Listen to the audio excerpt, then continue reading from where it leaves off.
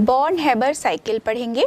Born-Haber cycle को बनाने वाले जो वैज्ञानिक हैं मैक्स बॉर्न और फ्रिट्ज हैबर, इन्होंने सबसे पहले जो आयनिक यौगिक हैं, आयनिक यौगिकों के लिए जालक ऊर्जा का प्रायोगिक निर्धारण किया। तो हम थोड़ा सा समझ लेते हैं कि जालक ऊर्जा या लैटाइस एनर्जी क्या होती है। तो जब भी कोई आयनिक यौगिक बनता है तो वह अपने आयनों से बनता है। तो ये जो आयनिक यौगिक होते हैं ये क्रिस्टली फॉर्म में हैं। तो जब किसी भी क्रिस्टल जालक का 1 मोल बनता है विपरीत आयनों से, तो इस दौरान जो ऊष्मा में परिवर्तन होता है या उनके बनने पर जो ऊष्मा उत्पन्न होती है, ये होती है जालक ऊर्जा। इसे हम इस तरह से भी परिभाषित कर सकते हैं कि किसी भी 1 मोल क्रिस्टल का अपने आयनों में जब वो विभक्त होते हैं तो जितनी ऊर्जा की आवश्यकता होती है उसे भी हम कहते हैं जालक ऊर्जा।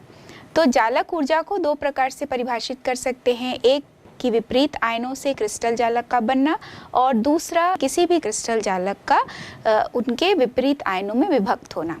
तो इसे बॉर्न-हैबर साइकिल के द्वारा हम सबसे पहले समझेंगे, एक उदाहरण लेकर सोडियम क्लोराइड का बनना। तो चूंकि सोडियम क्लोराइड आप सभी जानते हैं कि सोडियम और क्लोरीन से बना है, लेकिन इसके बनने में कई सारे स्टेप्स भी शामिल होते हैं। सबसे पहले डायरेक्ट मेथड से सोडियम क्लोराइड का जो बनना है उस समीकरण को देखिए।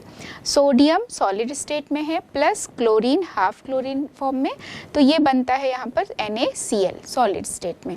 तो यहाँ पर एक सिंगल स्टेप में भी NaCl बन सकता है। दूसरा, हम अलग अलग पदों में जब देखेंगे तो सबसे पहला स्टेप है कि सोडियम धातु का ऊर्ध्वपातन। ऊर्ध्वपातन जब हम कहते हैं तो सॉलिड से डायरेक्ट हम गैसीय स्टेट में पहुंचते हैं। तो सोडियम सॉलिड से सोडियम गैस बना। यहाँ पर जो डेल्टा H का मान है वो प्राप्त होता है 108 किलो जूल पर मोल। दूसरा जो पद है यहाँ पर क्लोरीन अणु का वियोजन हो रहा है। तो क्लोरीन अणु को यहाँ हाफ Cl2 के फॉर्म में लिया गया है। तो हाफ Cl2 से वह परिवर्तित होता है Cl परमाणु में। तो इस दौरान जो डेल्टा H का मान है वो है 121 किलो जूल पर मोल। तीसरा पद जो है आयनन एंथैल्पी, आयनन ऊर्जा या आयनन एंथैल्पी। तो सोडियम से सोडियम आयन का बनना, यहाँ सोडियम गैसीय स्टेट में है, यह सोडियम आयन में परिवर्तित हुआ और इलेक्ट्रॉन मुक्त होता है।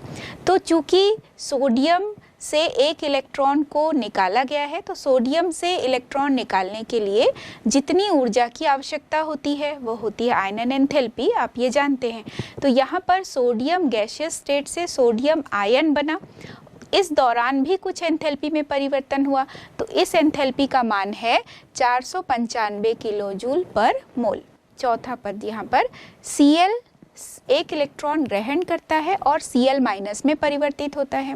तो इस प्रक्रिया को कहते हैं इलेक्ट्रॉन बंधुता, यानी इस प्रक्रिया में ऊष्मा उत्पन्न होती है। कैसे? इलेक्ट्रॉन बंधुता का अर्थ है कि जब भी किसी विलगित परमाणु में इलेक्ट्रॉन को जोड़ा जाता है तो जितनी ऊष्मा उत्पन्न होती है वह होती है इलेक्ट्रॉन बंधुता, इलेक्ट्रॉन एफिनिटी। तो यहाँ पर चूंकि Cl परमाणु है जो एक इलेक्ट्रॉन ग्रहण करता है और क्लोराइड आयन में परिवर्तित होता है, तो यहाँ पर डेल्टा H का जो मान है वो हमें प्राप्त होगा -348 किलो जूल पर मोल। चूंकि यहाँ पर ऊष्मा उत्पन्न हो रही है, ऊष्मा क्षेपीय अभिक्रिया है, तो जो एंथैल्पी का मान है वो देखिए नेगेटिव साइन लिए हुए है। अगला स्टेप में देखिए यहाँ पर पद 5 जो है, यहाँ सोडियम आयन भी तैयार हो गया है, Cl माइनस भी तैयार हुआ है 2 अलग अलग पदों में। अब इन दोनों को जब हम प्लस करते हैं तो सोडियम क्लोराइड बनता है। जो हमने परिभाषा देखा जालक ऊर्जा के लिए, जब भी वो तैयार होगा तो कुछ ऊर्जा उत्पन्न होगी, तो ये उसकी जालक ऊर्जा है। तो जो 5वां पद है वहाँ पर हम ये शो करेंगे कि Na plus plus Cl minus is equal to NaCl, delta H not 5 equal to, यहाँ पर क्वेश्चन मार्क है क्योंकि ये हमें ज्ञात नहीं है और यही हमें ज्ञात करना है।